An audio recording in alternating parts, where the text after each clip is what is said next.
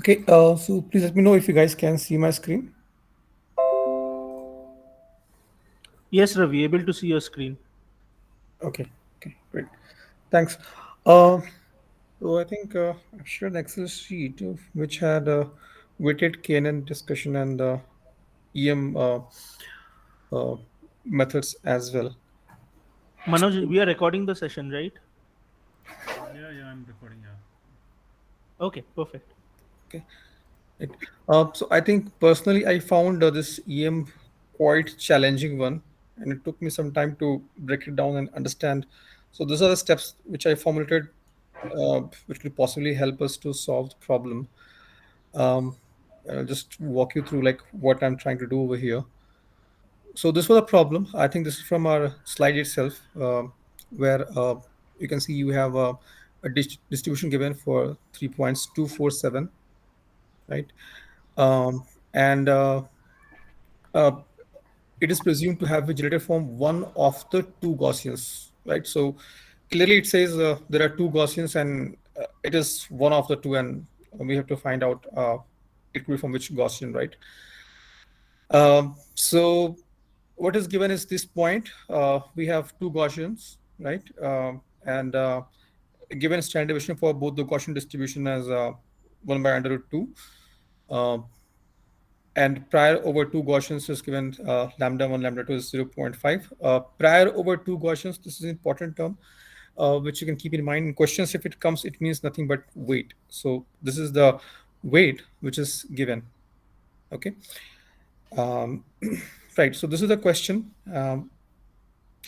Now, in the EM, as the name says, there's a E step and there's a M step. So we have to follow the E step and then we have to follow the M step.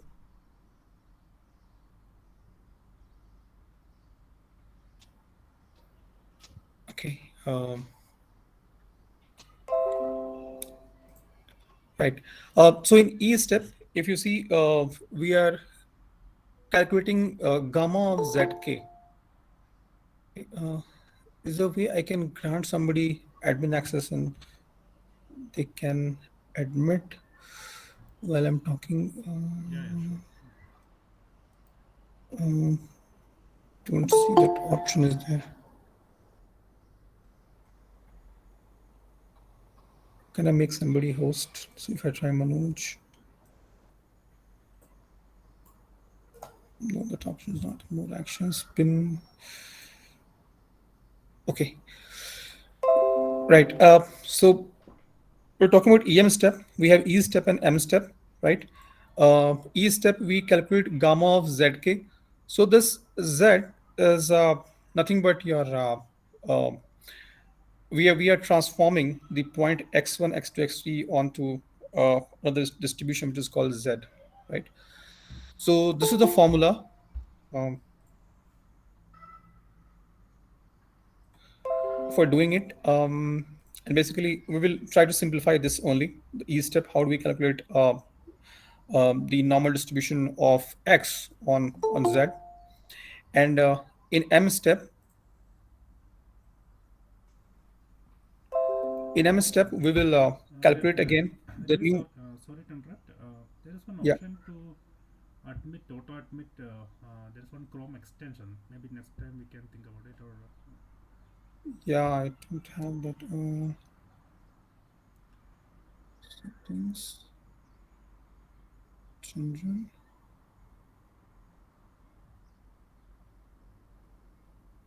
it's an extension actually. You need to add it. Okay, okay, okay. Okay, please continue. Post controls is there.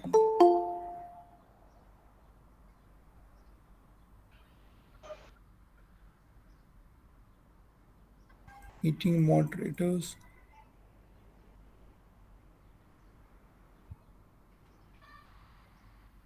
Let everyone share the screen, send chats, interaction. So host moderation.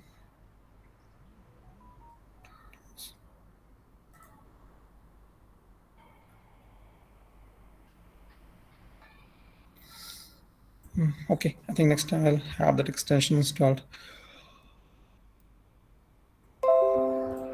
Right. So we just we're talking about EM steps. So E step, we will calculate the gamma of zk, which is nothing but, if you see, probability, if a given point x, it belongs to the distribution z. Okay, so that's the E step.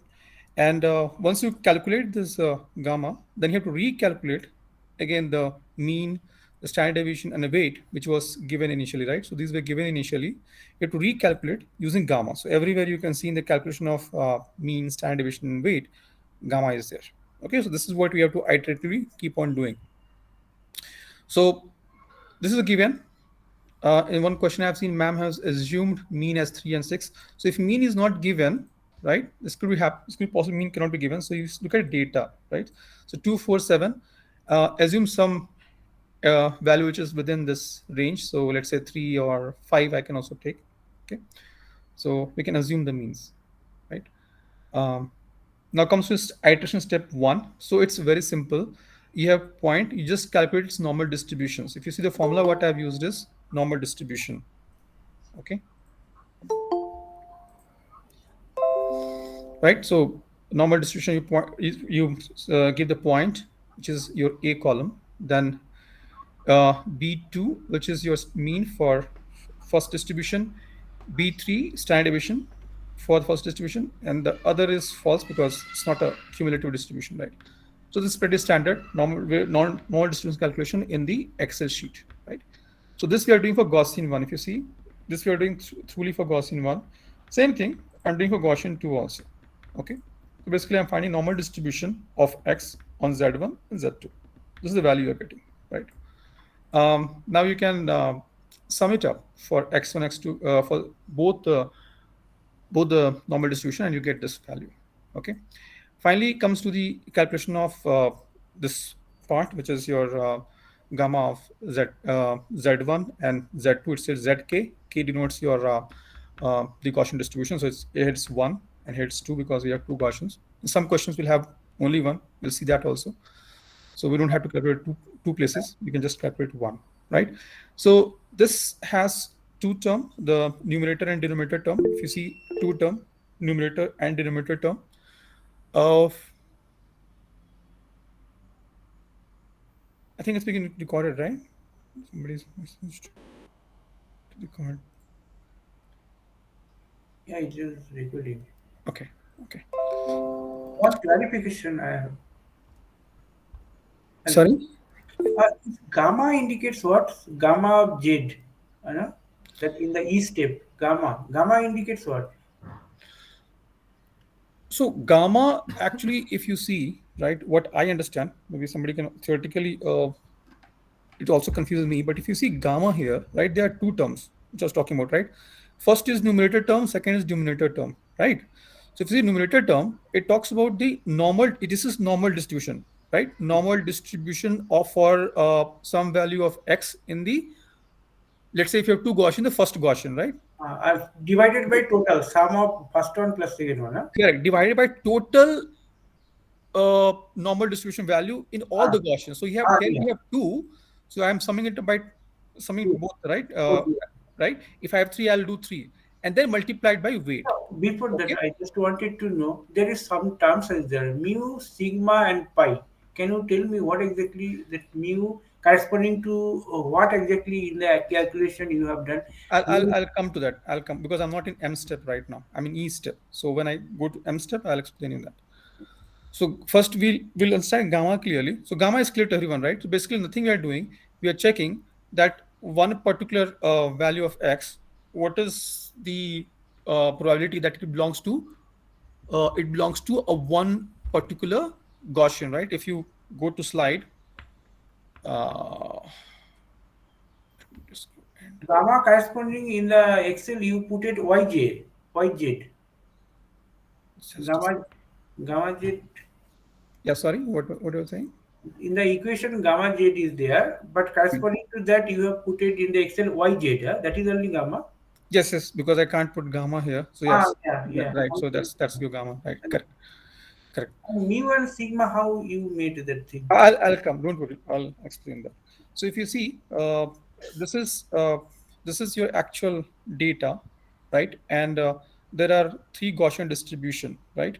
So what we will do, let's say if I have to find for this point, right, what is the probability that it belongs to this green distribution? So what I'll do is I'll find out its probability in green, red, blue, sum it up, and put in denominator term, which you have seen the formula, and then a numerator will have just this probability multiplied by the weight.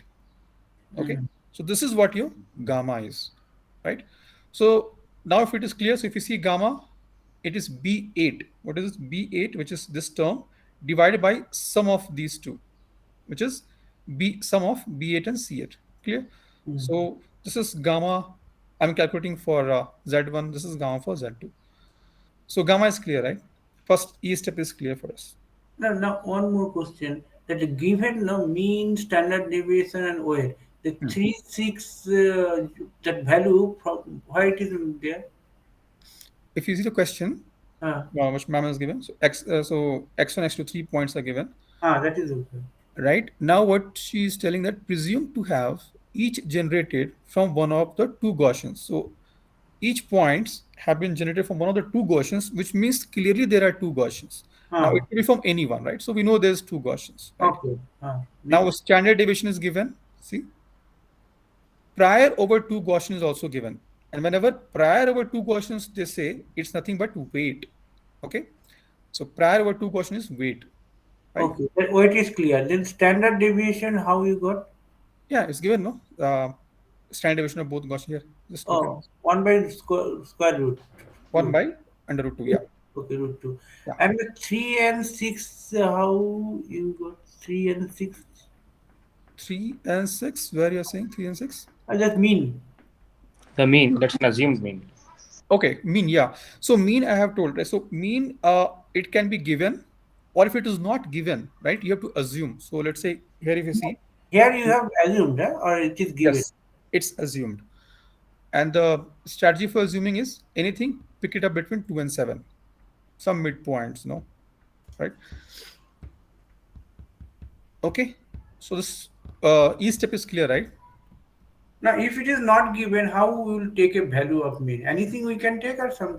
Anything between 2 and 7, just make sure it looks like a mean, right? For example, let's say I cannot take 5 and 6 because both are like in the extreme uh, um, values. So I'll take, let's say, here we're taking 3 and 6. I can change this to 3, or possibly I can change this to 5, right? That also works. Okay. Oh, okay. But remember one thing, in exams, they will not do like this. They will have to explicitly mention a value. Otherwise, what will happen is that everybody will start picking up their own mean, and they have no way, and everyone is correct, right? So they will not have any way to, validate which is who's right, who's wrong, right? So these things must be given in exams. That's what my understanding is. Otherwise, it will be challenging for the evaluators. So for Right. standard deviation, choose anything less than 1. So both question can have different standard deviation as well, correct? Yes. Yes. Both can have different standard deviation. Yes. Here it is same, but they can have different also. Right. So this is E step. Now, once E step is done, then we go to M step, which is nothing but we recalculate everything, right? These things which was given initially, we recalculate, right? So mean, it is a very simple thing. If you guys remember how we used to calculate the mean for a data which has frequency also in it. So same way like this, right? So if you see this, basically, I mean, see the mean formula. What they are doing is basically whatever gamma we have calculated, right? We multiply with the x value and then divide by nk. Okay, so I'll explain all these three terms. So let's say if we take one Gaussian, right? Let's say this one.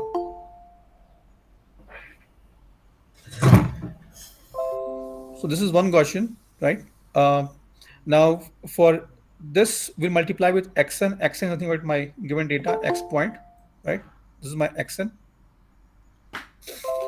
Okay. So we multiply this column, right, with this column. Okay.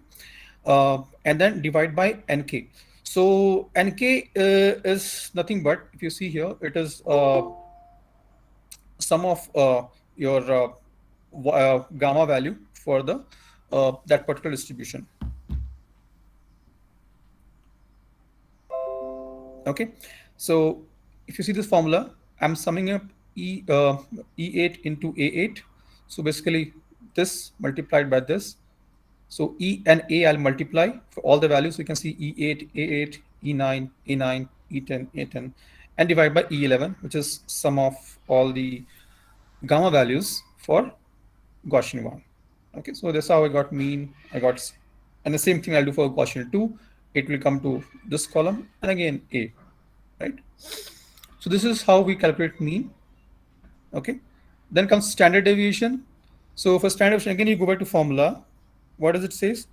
Gamma into xn minus new mean. Okay, it's not an old mean, so it's a new mean that we have to use into xn minus new mean transpose.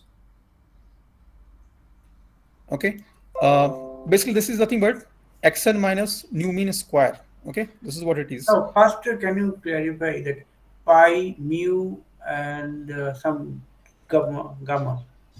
The symbology, what is indicating what, and how you have to put it into Yeah. So equation. mean I have just explained, right? This is clear, right? Pi of k nu. This is what we're doing here. Mean. Which explain. Is this clear? Or you want to explain me this one Pi, again? pi is corresponding to mean, huh? Yes. Yes. Okay. Then mu is Uh, mu mu. is your there's a covariance, but I've seen this used as standard deviation, right? Here This mu, is here mu is a standard deviation. You mean to say yes. Yes. That's your standard deviation.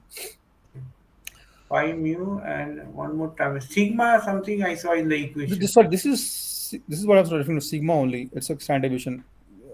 This was Pi, sorry, mu is I also got confused. Mu is your mean, right? This summation is your covariance or standard deviation, okay. and pi is your weight. Okay. Okay, pi is your weight. Uh, Nk is your sum of gamma, or you can say sum of your uh, probability that you have calculated for x being to a particular Gaussian, right? just a minute. Let me write. Otherwise I'll forget. I couldn't write the symbols. That's the reason I have to give some Ah, symbol. because that is getting confused sometimes. Actually, we are Yeah, yeah. able to make out actually what thing. Okay. Uh, right. So, okay, can we proceed then? Yeah. Okay. So, mu or mean we have calculated. Standard deviation will start doing calculations. So, standard deviation nothing but if you see this formula, it says gamma, what you have calculated, into value of x minus the new mean, right? New mean, not the old one. This you have to remember. And that's a square, right? That's why it is xn minus new mean into xn minus new mean transpose. This is what I'm doing here. So if you see here, uh, E8, E8, E is my again the uh, uh, gamma calculation for Gaussian 1, right? So E8 into A8 minus B14. So A8, again, A is my data column, X point, and B14, B is my B14 is where I calculated the new mean, right? If you see here, it's my new mean, B14 here. If I move to this formula, you can see. So B14 is this one, my new mean. Square, again, I'll use the E9, the second X. For second X, I will take the gamma and then differentiate it with new mean square and same thing, right, for all data points, right? And then finally divide by n. N is nothing but your sum of nks. So we have calculated nk, right? Nk is nothing but sum of gamma for one Gaussian. So n will be sum of all these. So let's say this is my n1, right? This is my n2, right? So n will be sum of these two. So if you see n is nothing but sum of entire this thing, or we can say this also. Okay. Is this clear? Any questions on this? The remaining thing I saw actually that is okay. Only thing that if the more number of data given, no, that manipulation require again. See, if more data is given, I'll tell you a small trick in Excel. We all know that, right? Yeah. Just don't change this Ah, to do not to disturb formula. Just select any middle column, right? Click on Full insert, row. Full row I have to select. insert. No, no, just select in between and keep inserting. Okay, keep Okay. Then inserting rows and keep inserting data points, whatever you need. Okay, nothing okay. will change. It will change, no? Okay. Okay. I mean, the formulas what we have used that will not change, but you'll get additional row to input your data. Okay. Automatically formula will be kept there, no? Yes, it will keep there. Yeah. Okay. Okay. That is the only thing. Okay. So now this is there. We But talked what about about this mean calculation? How it will be reflected automatically? Yeah. This. it will. It will. I have tried that. Actually, I've tried with this data. I have used same sheet and I inserted. Okay. But wherever you have blank new rows coming, right, there you have to copy paste the cells to get the values, right? The copy paste.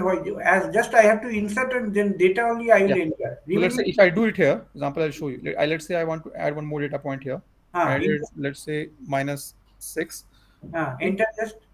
So nothing will happen, right? I have to copy the previous cell values, okay, Oh. and paste it over here. So now it will change. But this value will be different, no? Uh, It is copying formula, not the values. So it will be recalculating everything. okay. Right? Previous cell value just you have to copy paste. Copy paste, yes. It will copy the formulas. Not the value, Shudeb. It's more kind of you are just copy pasting the formulas. Yeah. Okay. Okay. So let's say if I put -5, right? And if I copying this cell, right? It's not just copying cell. If you see, it is copying formula also. It's taking Right. A11, right? A11 is my new data, right? But after entering also that there are no values coming, no? Only formula is there. Because it's zero, right? That's why you are not seeing. But Okay. Okay. What? if you copy here, sorry, if you copy this cell, if I copy this entire three cells and Ah. paste it over here, you see new values coming in, right? Okay. Okay. Yeah. Correct. Correct. Okay. So now coming to weight, this is the last thing you need to calculate, and weight is pretty straightforward. So if you see weight, it is nk by n, right? So this is my n1, this is my n2, and this is my n. So it is n1 by n for weight 1, n2 by n for weight 1. So if you see this formula, it's nothing but E11, this cell, divided by F14, this cell. And again, this one is F11 by F14. So this is your first iteration. Okay. Again, what I've done is I've copy paste entire thing and pasted, sorry, I've copy pasted this part and pasted it over here. And then all I've done is it automatically takes the new mean and new standard deviation, anything. So let's say if I do third iteration, what I'll do is I will copy paste this part.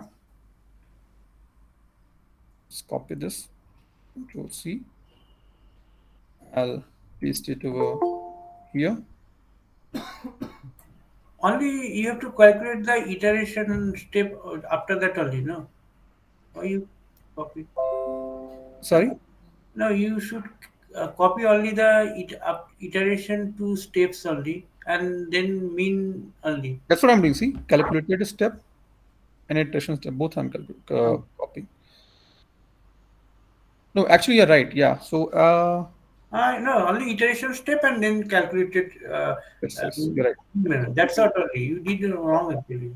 We can copy this. Yeah, now it is okay, I think. Yeah, thank you. Yeah, you're right. So it Now, becomes my third iteration. yeah, correct. Thank you. So this is how we'll do. Any iteration we can ask, we can solve. Remember, this is for two Gaussian. Now there was one problem. I think many people were asking question. I've Uh, solved using the MAMS method, but then I again broke it down into yes, yes. This also actually can you explain because this is given in the question. yeah. So this was solved using I solved by MAM process, but then I solved using the same what we experienced that it is easier for us to Okay. visualize in mind, how it is working. Okay. So if you see this question, what does it say? Is it is one-dimensional data, and then there you have these data points. It says use EM algorithm to find Gaussian mixture model consisting of exactly one Gaussian that fits data. So Mhm. it clearly says there's one Gaussian. There's no two Gaussian, unlike what we saw previously, right? It's one Gaussian. So we'll have to do only one-time calculation. Assume that initial mean of Gaussian is 10, mean is given 10, initial variance is given 1, right? So if you see mean is given 10, variance or standard deviation, variance is 1, so standard deviation will be under root variance will be 1. Weight is not given, Ah, right? So I have put a note, since there is only one Gaussian, we don't have to worry about weight, right? If there are two or three or four Gaussians, then we assign weight and we say, okay, this is more weighted or less weighted. But as long as we have only one Gaussian, the weight will be 1, right? So there is no need of weight. Okay. So we'll follow the same step here. We have x data point, okay, and okay. we calculate the normal distribution of all the x data points, okay. Then we calculate this gamma. Now here gamma calculation it is a bit tricky, okay. It's different from there, and not tricky, but it's actually you have to understand this formula again. So since we have only one distribution, right? So if, even if you, this denominator term and numerator term will be same, right? What is the numerator term for one Gaussian? What is your normal distribution value, right? And this is for all the Gaussians. And since there's only one Gaussian, so both terms will be same. Now, since numerator and denominator is going to be same, the value you're going to get is always 1 for gamma. Correct? Oh, Yeah, makes sense. yeah. So this is what I've done. So gamma is 1, something but this But divided by this, right? equation you kept, gamma, click the gamma portion, Yeah, B8 by B8. Okay, yeah, okay. it's the same thing, numerator, denominator, same term, right? Okay, so gamma we have calculated. Now comes we have, Ravi, yeah, pardon to interrupt you. Can you just again explain like why did we keep the gamma value as one? Like yeah, you were explaining, yeah. yeah. Just So one. so this is one Gaussian problem. We'll have only one Gaussian, which means we have only one normal curve, right? Now, if you see this formula, the numerator term talks about the value of normal distribution for one Gaussian, say k Gaussian, right? Right? If Right. we have k Gaussian, so for kth Gaussian, the denominator term sums it up from 1 to k. So same term for first Gaussian, second Gaussian, third Gaussian to k Gaussian. Got it. But imagine a situation when you have only one Gaussian, right? So these two terms will be same. Right. Got it. Yeah. Okay. So this makes sense. Yeah. Now, for making calculation easy, you will see some new terms I have added here because the data points are more. If I would have followed this one, I have to do a lot of formula doing just to avoid doing this kind of formula.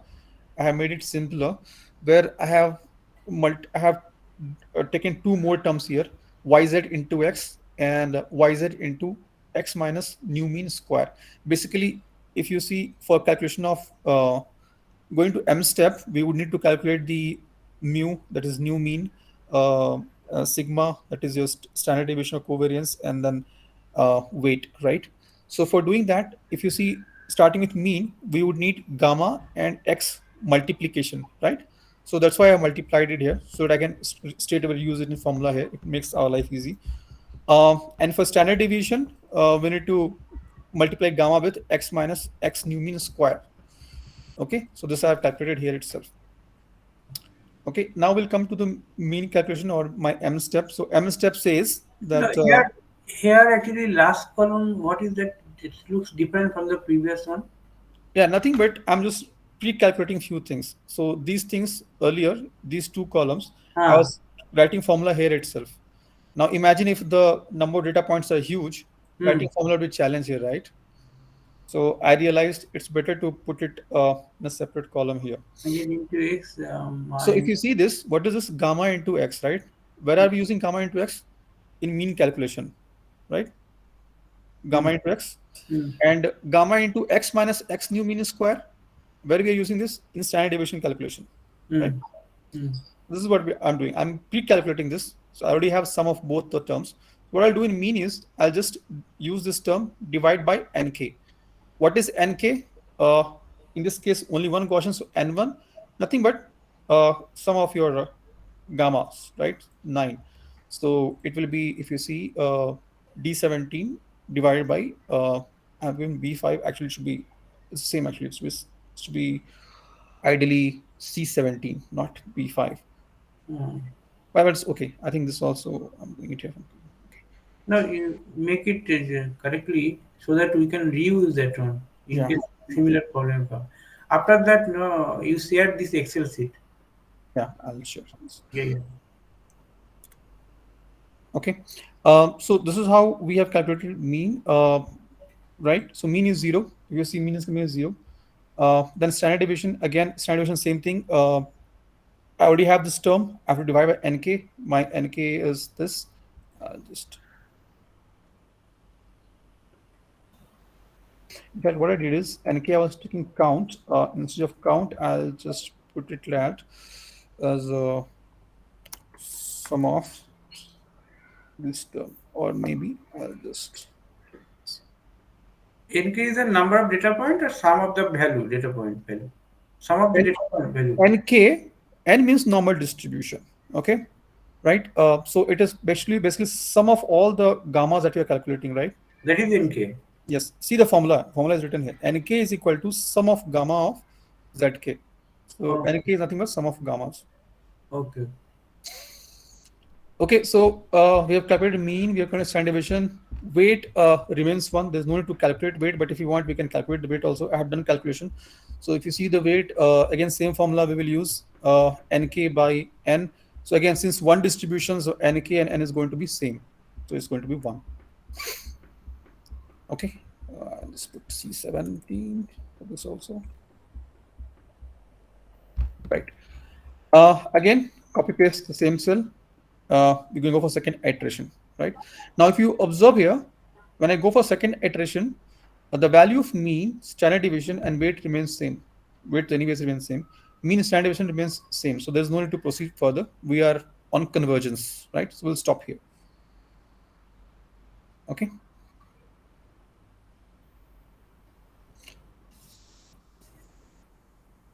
Right. So this was this question.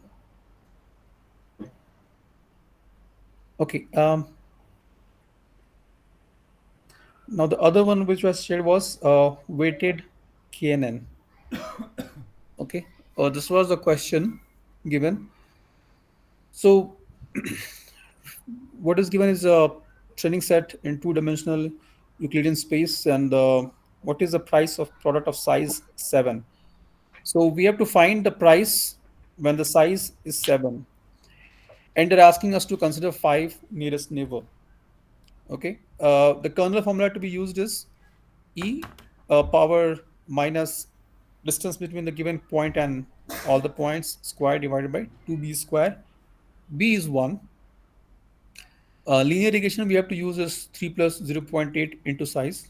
Learning rate is alpha is 0.2. Apply gradient descent. Update the weights at the end of first iteration. So we have to do only one iteration for this one. So let's try to understand the question first. So this is the data they have given. So you can see size and the price, right?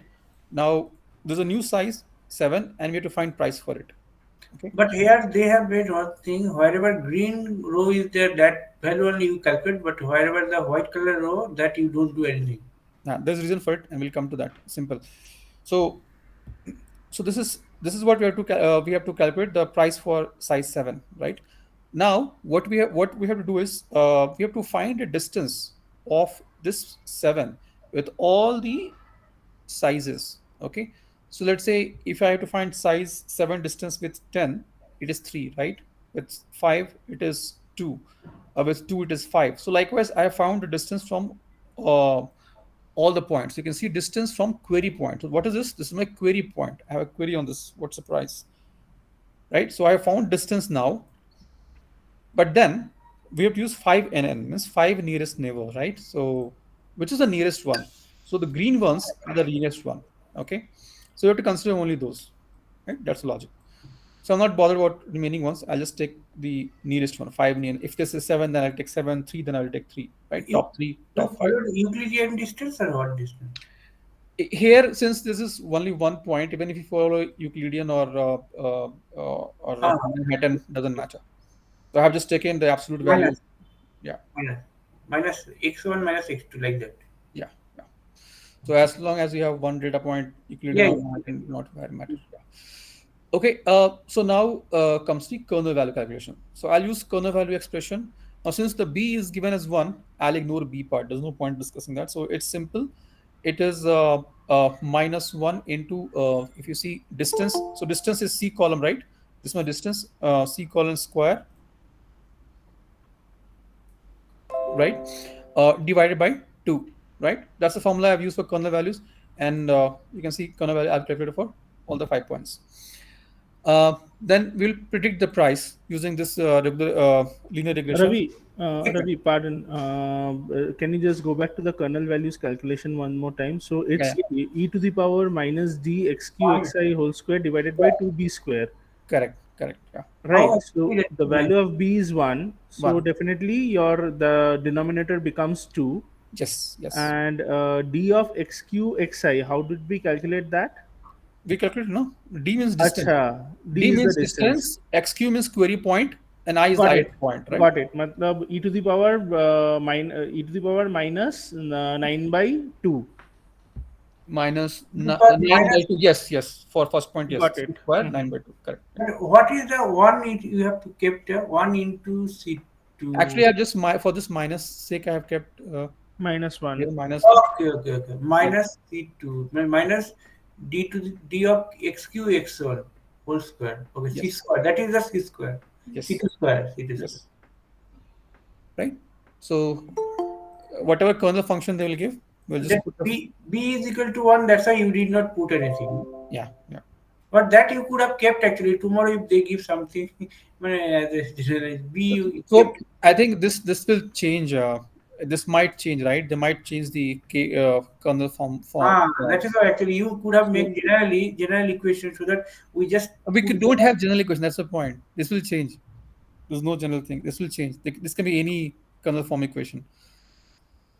okay. Okay. So the for depending, so we have to be careful of question. Whatever they give, we have to change it here accordingly. We have to form one expression first of all, and once we are satisfied, correct, then we copy paste everywhere. Right? Predicted value is pretty straightforward. Linear regression. They have already given 3 plus 0.8 into size. So that's what we are doing. So 3 plus 0.8 into size. Size is just 10, so it becomes 8. So 3 plus 8, 11, right? Now, there was some doubt. Some folks have asked because if you have, there are two sections and two slides. In one slide, they have taken here at 3.5, I believe, and answer were different. So don't get confused if you refer to other slide, they might have 3.5 over here. So you'll have to change. Okay. Yeah. So predicted will use same linear regression. So what I have done is learning rate I have put as 0.2. W0 is this one, 3, and W1 is 0.8. Right, this term. Now one more question somebody has asked, when ma'am was solving this, she has given x0 and x1, all those questions were there. So I think I have replied in group, but just for everybody's reference,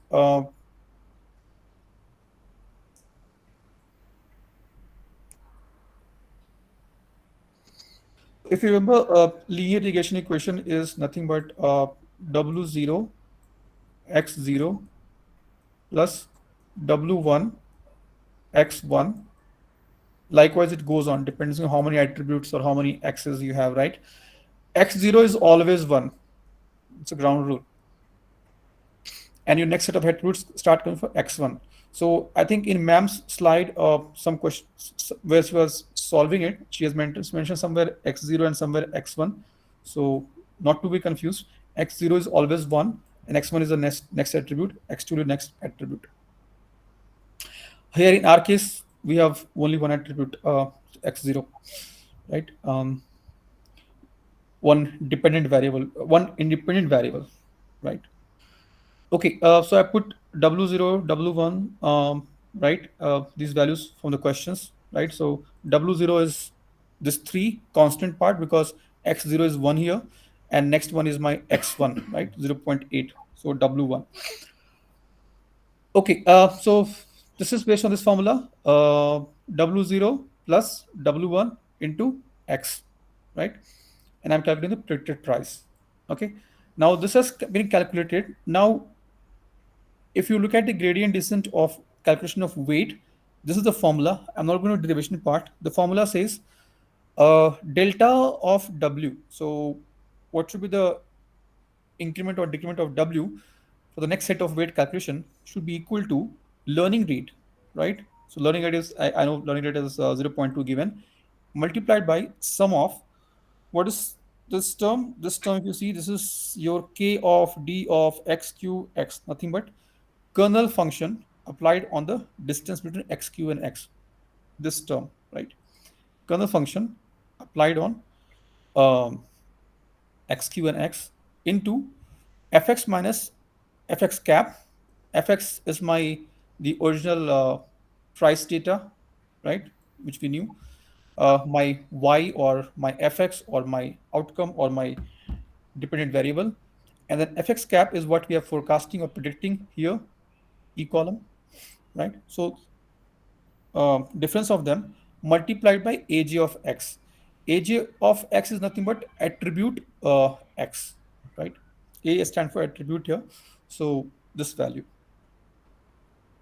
right? So if you so what I've done is now we have uh, to calculate this value. So I've calculated this here for both w1 and w0, right? Now this is where you have to be careful, okay? Where I was confused initially, and then I figured it out with a lot of googling. Is that if you see this formula says one thing, right? Why do we have two things here? The reason is we have to. If you look at this AJ attribute, right? AJ attribute for x0 is always one. Okay, going back to this one. So this is my AJ, or you can say A1 of A1. We can say A1 of x, and this is my A2 of A0 or A2, whatever it is. Yeah, AJ is, I think so. It's A2 only, right? A2 of x, right? So this is the reason you will have to. Madam has mentioned this in slide. I don't know if I can refer to that No, slide. no. What is that equation in W1 X1? Um, I'll show you. See, one second, because there was one screenshot of that. Yeah. So this was a doubt, right? If you see here for W0 calculation, W0 plus this this summation of kernel function, and then X0 is there. But for W1, this is X1. So somebody would ask, what is X0? What is X1? So this is what Mm-hmm. I'm trying to explain here, right?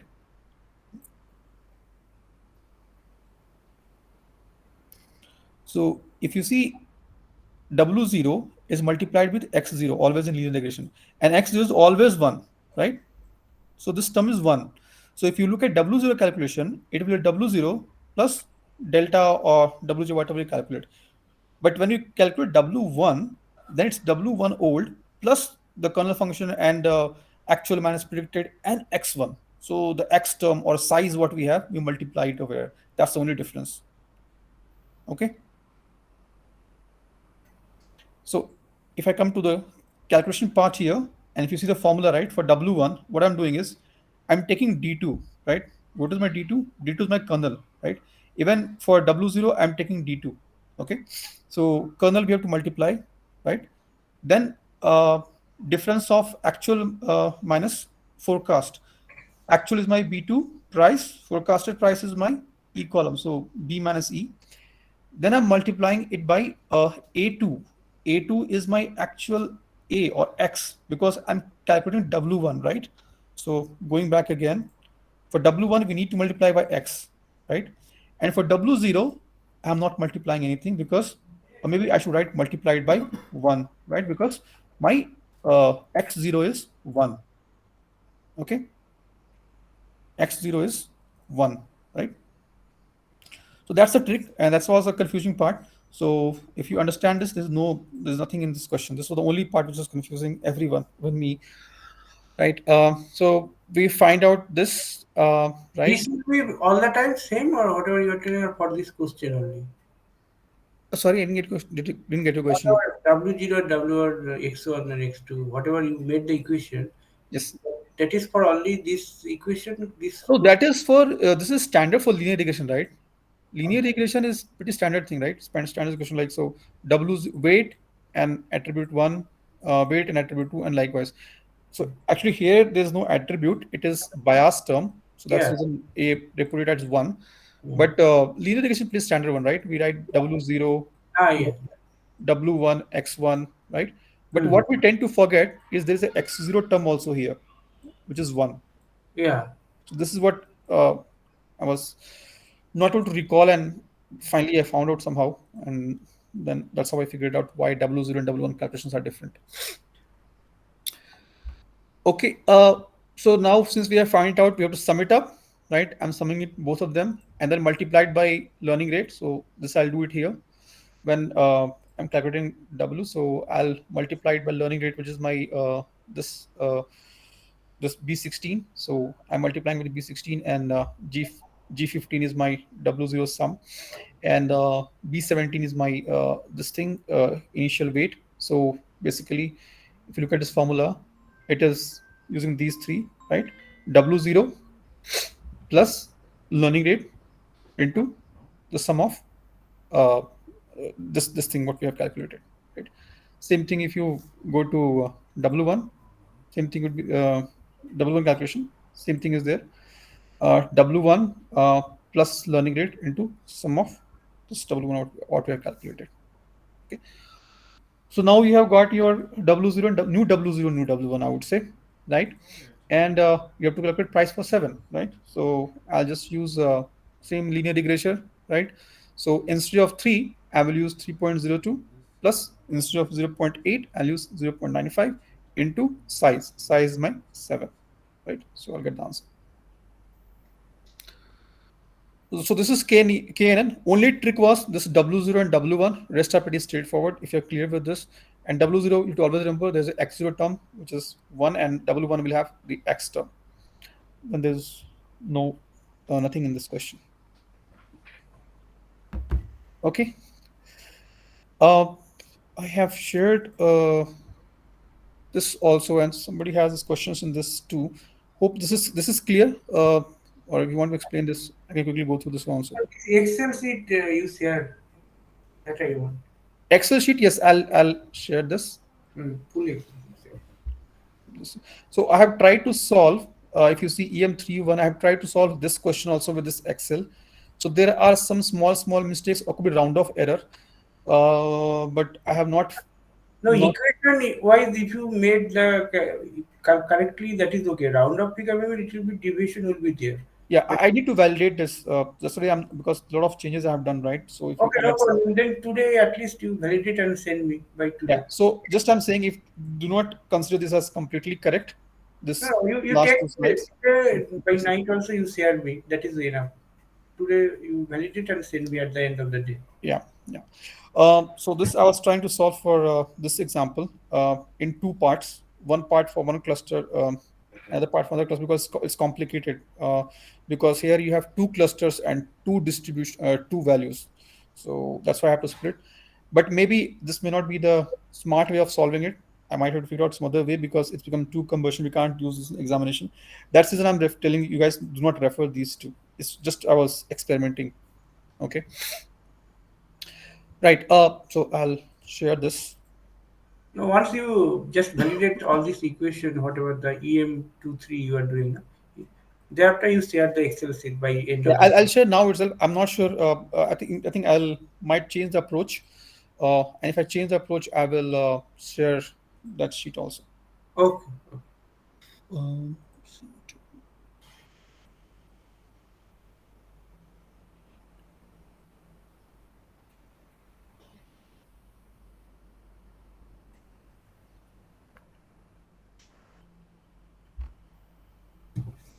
okay. So once I update that, I'll go for the next sheet. Right. I'll quickly talk about the SVM, then SVM nonlinear, naive base, K clustering, and KNN. How I'm trying to solve it. Yeah, sorry for my bad handwriting, but yeah, I'm very poor in handwriting. And I think possibly I was trying to find out if I can translate this in Excel, but didn't get time to do that. I think this will be time consuming. But then I found something.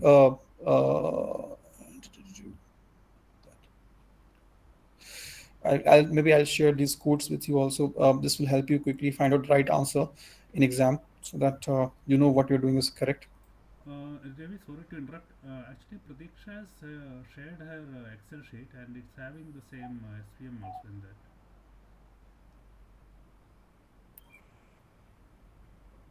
So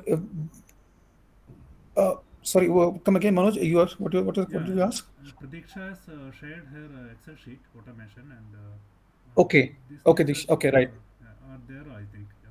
You can Okay, maybe, I'll check that. I saw something, but I didn't yeah, after this, validate it. maybe you can check it out. I think Yes, what yes, you are I'll check. looking is there also already. Okay, this one, huh? Yeah. Oh, yeah. Okay, okay. I'll check this one. Right. So I'll quickly Okay. go through this one. Right. So in exam, we'll be given SBM like this. So we will have eight data points, four labeled as positive, four labeled as negative. We have to plot them. Okay.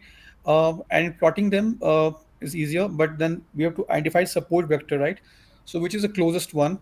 There's one thing we can use our intuition to find it out, but there's a code also I have written just to be 100% sure that I'm finding the correct points which are closer to the boundary, right? So if you input the points over here, this is for equilibrium distance. Sorry, not this one. This is again equilibrium distance. Yeah, this is for SVM. Okay, to find support vector. So I'm passing here x points. Okay, so you can see. I think is the same point I'm passing here. 3 - 1 6. Yeah, okay, points are different, I believe. 3 2 some other point. Anyways, so these are the points I'm passing over here. Okay, x, and this is y. Y is nothing but you're telling it's positive or negative. So let's say one is my positive and zero is my negative. You can mention it is that like that, right? So just a classification of points, and once you enter these points over here, it will tell you what are your support vectors. So 1 0 2 3 and 3 - 1. These three are the support vectors. This will run directly in Jupyter, or a supporting library is required for this. You can run directly in Jupyter. Only thing is that you have to provide this. You have to change this x and y value. And that is okay. That is Ah, okay. But no you can run library wise, no extra, nothing is required. No. no nothing. Just directly Straight run. away, I can run in Jupyter. Yes, yes, yes. So once you find, I mean, by looking also you can find. But if you have any confusion, you can use Mm. this. Mm. So if you see this red one is one, and then the green one is one more level. Two levels are there. So once we find the support vectors, right? So we found like S1, S2, and S3 are support vectors. Right? Maybe I can zoom into this. Right? So S1, S2, and S3 are support vectors. I'll write this S1, S2, S3, and I'll write the corresponding support vectors. So when we're writing support vectors, just add one below this. So this will become like this kind of metric, right? It has 1 0 1 3 1 1 3 - 1, Mm. right? So just add one at the below in step 3.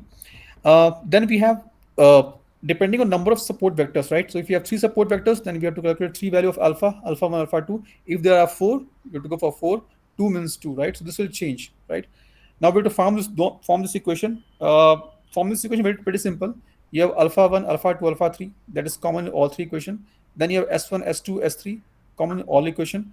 Then a third term is nothing but if you can see S1 is multiplied in all the three terms, S1 into S1 into S1.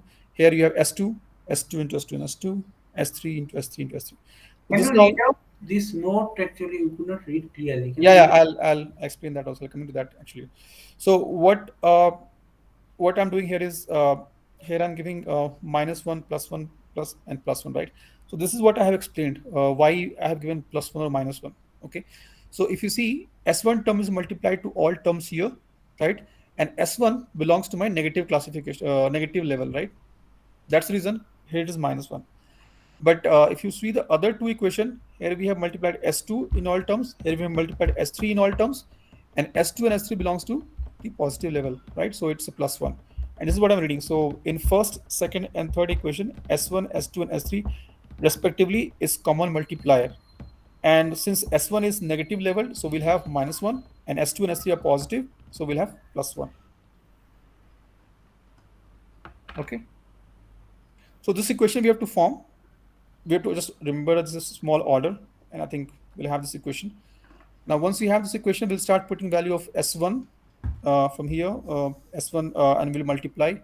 So it will become something like this. Let's read out that note. I cannot read out first. Yeah. So it says, first, in first, second, and third equation, Ah, S1, S2, and S3 respectively is common multiplier. So in first multiply. equation, S1 is multiplier, second, S2, and S3. Now, since S1 is negative level, we will use -1 for first equation. And since S2 and S3 are positively leveled, we'll use +1. Mm. Okay, this is what I put as note. Right. Now we'll put S1, S2, and all those corresponding values. We'll get this equation. Remember, this is a dot product, so we have to multiply like 1 into 1 plus 0 into 0 plus 1 into 1. So this will become 1 into 1, 1 plus 1 into 1, 1, and 1 plus 1, 2. So it become 2 alpha 1. So it's a dot product that we have to remember, not a cross product. So we'll multiply and we'll get three equations here. We'll solve this three equation, we get a value of alpha. Okay. Now, once you get the value of alpha, the next step is to calculate the weight vector, or W. There's a tilde over there, right? So it's a weight vector. Weight vector is nothing but alpha into S sum, right? So alpha, three alphas are there, and three S support vector S1, S2, S3 is there. So you multiply alpha 1 with S1, alpha 2 with S2, and alpha 3 with S3, right? And finally, you get this value, right? 1, 0, -2. Okay, so this is your weight vector. Now from weight vector, you have to derive two things, which is W. So from W tilde, I'm getting W and bias term, which is B. Okay, so W is nothing but 1, 0, and bias is -2. So which we'll use in step 6, which is my hyperplane equation. Okay, we also call this max margin or decision hyperplane. Okay, so this can be interchangeably asked in exams. So it's the same thing. So what is the equation for my hyperplane? It's simple. Wx plus b equal to 0. Remember, this is my equation for hyperplane. Here x is not small x. It is actually x and y metric. So this is my x actually here being used. And if you multiply w with x, since y is 0, you only get x term, and b is -2. So -2. So x equal to 2 becomes my hyperplane equation. Now we also know that apart from hyperplane, we have this right, positive margin and negative margin, that also we have to calculate. So hyperplane equation has Wx plus b equal to 0. Positive margin will have +1, negative margin will have -1. And this is what we're going to do in second last step. So Wx plus b equal to 1. This will be for positive margin. Wx plus b equal to -1 for negative margin. We'll just put the values, right? We know Wx is x and b is -2, and we get x equal to 3, x equal to 1, right? So x equal to 2 is my hyperplane, and these two are my positive negative margin, 1 and x equal to 1 and 3. This is what you can see in graph. So this is my x, Wx plus b equal to 0, my hyperplane, or Wx plus b is my negative margin, and Wx plus b equal to +1 is my positive margin, right? And this is this distance between these two positive negative margin, my actual margin. And beyond that, we have our data points, right? Now, they may add additional complexity by asking that, what if I add one more point? What will happen? My support vectors will change. So just be cautious that if the new point, what is being asked in question, if it is added, falls between this margin, right, between your positive margin, negative margin, then only your hyperplane will change. Otherwise, it will not change. If it comes, anything comes here, here, nothing will change, because on a positive margin and negative margin, so negative margin, positive margin, only your support vector points are there. So anything beyond that will not change. Anything before that or in between these two will change. Okay. So Only that, one. Go up little bit, yeah. little bit up. Go little bit up, up. This note, can you read out? The support vector multiplications are dot products. That's what I've written. Multiplication और dot product. That's up. Yeah. Okay, ठीक है. I'm wondering how evaluators are reading my handwriting. No, Having you have done this explanation, calculation approach is very good actually. It's very straightforward. Anything can be done that way. Yeah, actually, whenever I see so many complex things I don't understand, it puzzles my mind. So I try to make things simpler. So yeah, and this is Also, what. that whenever it is a nonlinear hyperplane, that what type of transformation function we have to take so that we can segregate the point and we can make See, hyper. this question I have no answer, but I will tell you what best you can use. I think uh, uh, yeah. Let's try. I'll try to explain what I know. But I'm also riding on the same boat when it comes to finding out the mapping function. Hmm. So yeah, so this is SVM non-linear, but I'll tell you some practices which you have to keep in mind. These are points blue and red level which I've drawn. Clearly, you can see blue is inside this, red is outside this. We cannot we cannot find a one line which can differentiate clearly between red and blue, right? That's a problem, and that's what it makes it non-linear kernel, right? Now you can see I have used one mapping function over here, right? How do I derive the mapping function? I don't know. I've just seen this problem and I've used it. Okay, this I have not used any brainer. Why I have used this? Why under root x1 x2 square should be greater than equal to 2? I don't know, to be honest. That's the answer. But we have to find some mapping function which can help us to create a boundary between this blue and red lines, red points. Okay. Other day, I think I had one discussion also where I was showing example of parabola. So what I mean is that let's say if I'll, this I was further understanding and I found one thing. So let's say if I have points like this, you may find a question like points like this, but be careful what you're seeing. Um,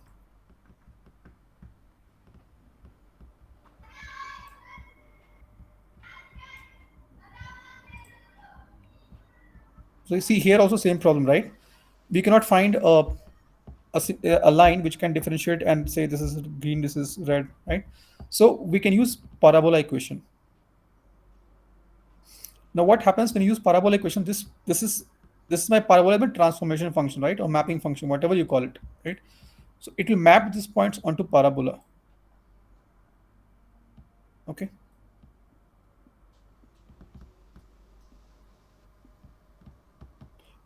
Or any mapping function we are using, its job is to map that those points into uh, its equation, and that we'll see anyways. So that's what its job is, right? So you see these points are mapped over here, right?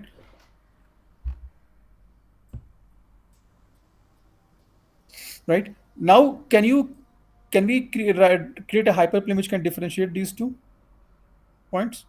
We can do, right? You can see this hyperplane. It clearly is differentiate red ones with green ones, right?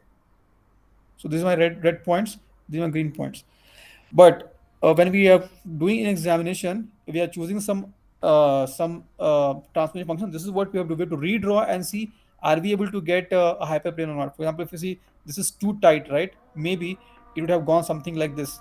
Then my purpose is not solved, right? So we have to again redraw in exam and check if the new transformation is able to give me that difference. Otherwise, my equation is not correct. Okay, so you can use mod or parabola equation. So basically, what I understood, I was referring to some of the foreign universities. What they were trying to say, we have to use polynomial function. Okay,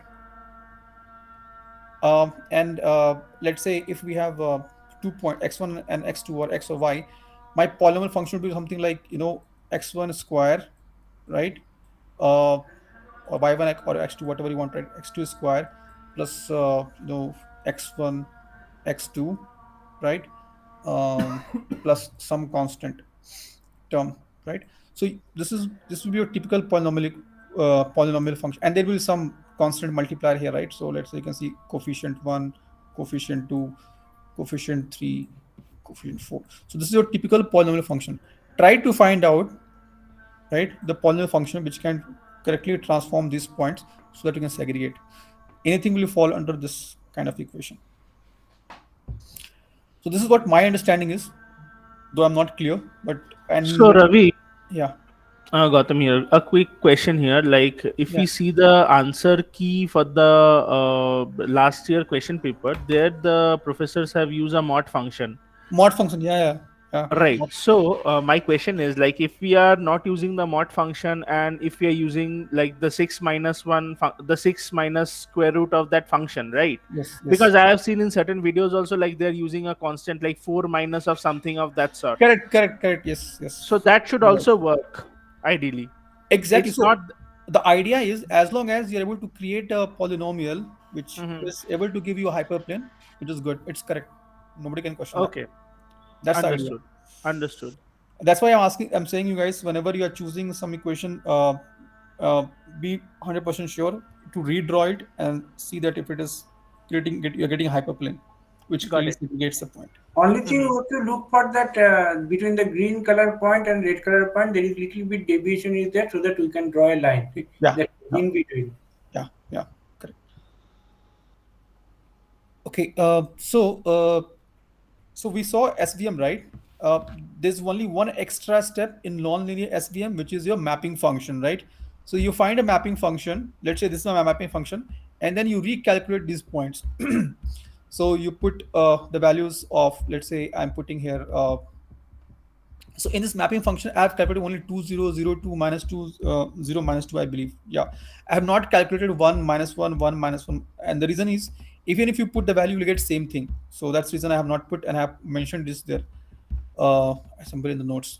So blue level points remains the same after transformation, as this is applicable only when the sum is greater than 2, the sum of square root. So if you see, their sum of square root will be under root 2, so it's not greater than 2, so we'll just take these points. So these points are taken as it is, because they fall in the otherwise criteria, right? Their sum of squares is sum of squares, and the square root over that is not greater than 2, and So only. Ravi, Yeah. sorry to interrupt. One more question here. Scroll up a bit. If we are, say for example, in the blue label, we are using 1 1 minus 1 1 minus 1 1, and the last point we change it to like 3 2. Mm. Now the 3 2 will be having a square root of value greater than 2. Yes.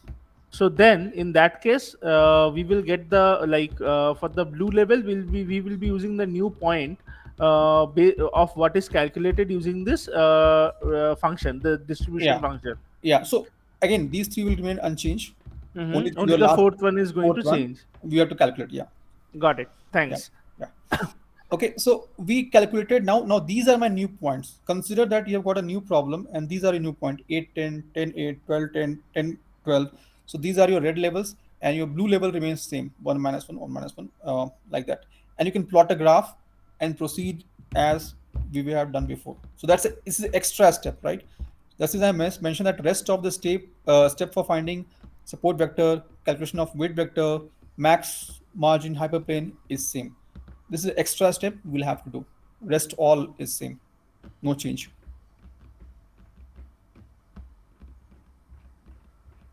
Okay. Got it. This is really great. So this is your SVN. Then comes a naive-based classifier. Okay, so this question was also confusing, and I did one mistake here, which I'll show you what mistake I have done. But I have tried to make it as simple so that in exam when we solve it, we don't do mistakes, because I do a lot of mistakes, especially it's all the visual mistakes. So just to avoid that. We have a question here.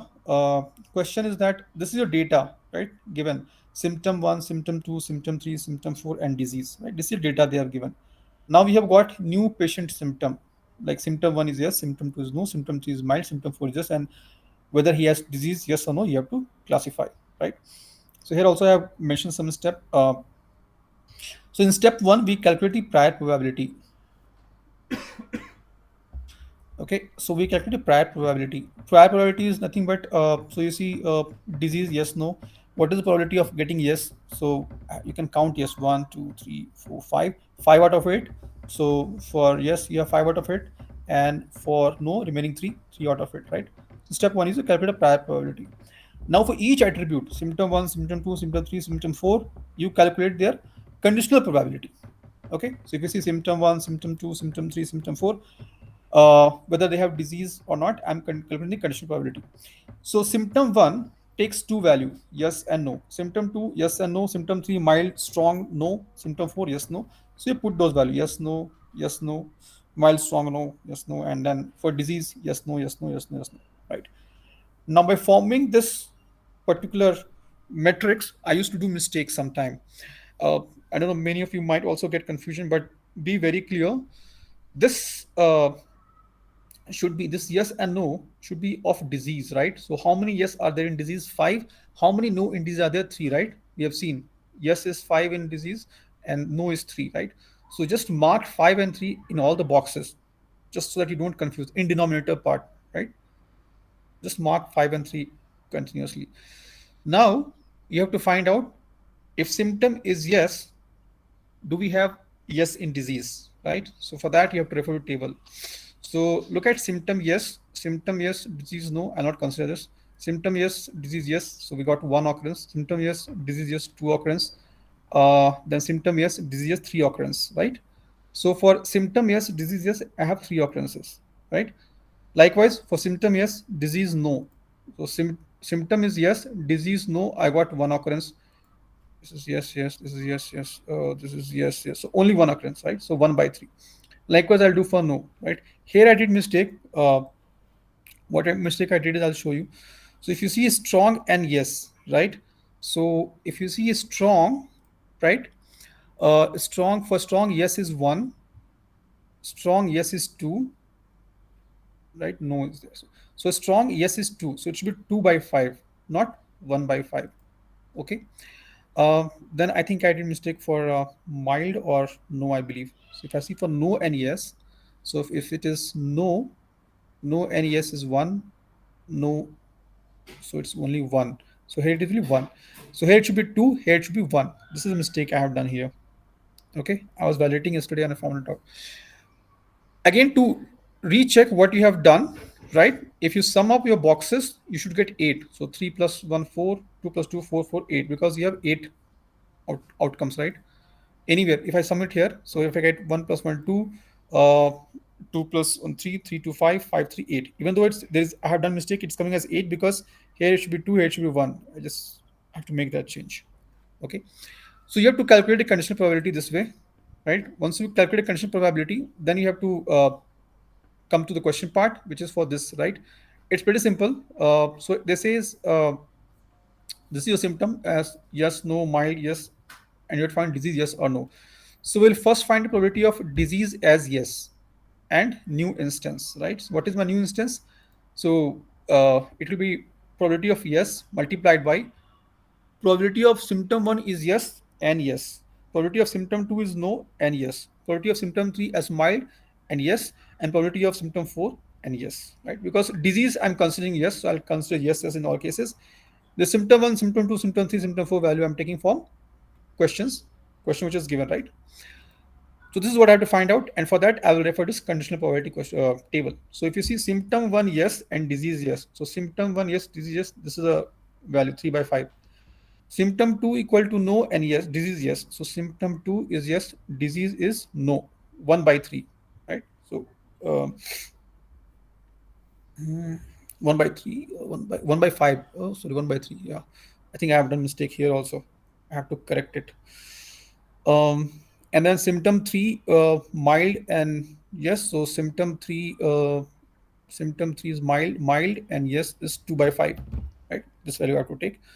Symptom 4 yes and yes, symptom 4 yes and yes, 4 by 5. So likewise I have to find a value. So this is for yes. Likewise I have to do for no. Okay, so if you see here, it will become symptom of no, and then symptom of whatever value you have given, and then no.